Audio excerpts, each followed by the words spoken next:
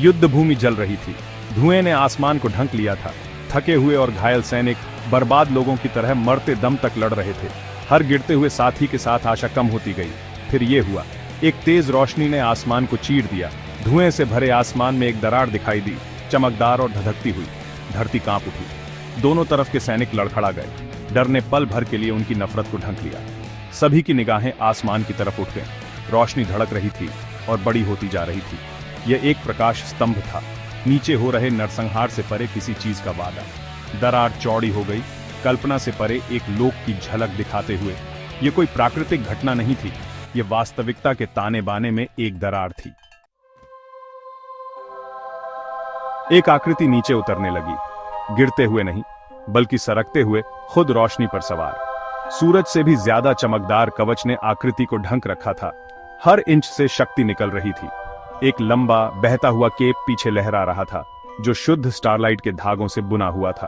उसके हाथ में एक तलवार धधक रही थी, जो एक दिव्य अग्नि के केंद्र से बनी थी। उसकी रोशनी परछाइयों को दूर भगा रही थी। हवा ऊर्जा से चटक रही थी। हवा, जो कुछ पल पहले एक गरजता हुआ तूफान थी, फुसफुसाहट में बदल गई। स्टील की खनक, मरने वालों की चीखें सब फीकी पड़ गईं। उनकी जगह एक ऐसी खामोशी ने ले ली जो इतनी गहरी थी कि बेचैन कर देने वाली थी। आकृति और नीचे उतरी, उसकी विशेषताएं धीरे धीरे स्पष्ट होती गईं। एक चेहरा ज्ञान से भरा हुआ और अनगिनत युगों के अनुभव से कठोर, फिर भी एक अमर युवावस्था रखता हुआ। वह प्राणी जमीन पर उतरा। इस बार धरती नहीं कांपी, उसने बस उसकी उपस्थिति को स्वीकार कर लिया। उसके चारों ओर पूर्ण शांति का एक घेरा बन गया, जो युद्ध के मैदान की अराजकता को पीछे धकेल रहा था।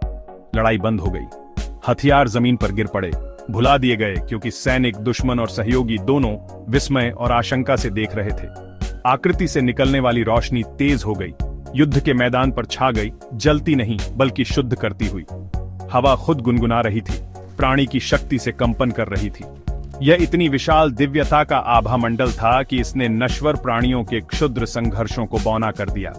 वहां मौजूद हर प्राणी ने इसे महसूस किया।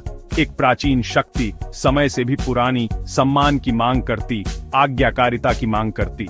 ये कोई साधारण योद्धा नहीं था, कोई राजा नहीं, कोई सम्राट नहीं। ये कुछ और था, कुछ दिव्य। बस बहुत हुआ। जब उसने बोला तो आवाज गहरी, गूंजती हुई थी, 1000 गरज के साथ गूंज रही थी, फिर भी शांत, नियंत्रित, परम अधिकार की आवाज। अब यह खत्म होता है। उसकी निगाह युद्ध के मैदान पर पड़ी और जैसे ही उसने देखा, प्रकाश तेज हो गया, परछाइयों को पीछे धकेल दिया, नफरत और क्रोध को पीछे धकेल दिया, जिसने इस जगह को बहुत लंबे समय तक अपनी चपेट में ले रखा था। उसने अपना हाथ उठाया, दिव्य तलवार और भी तेज चमकने लगी। यह शक्ति से धड़क रही थी, उसके चारों ओर की हवा झिलमिला रही थी।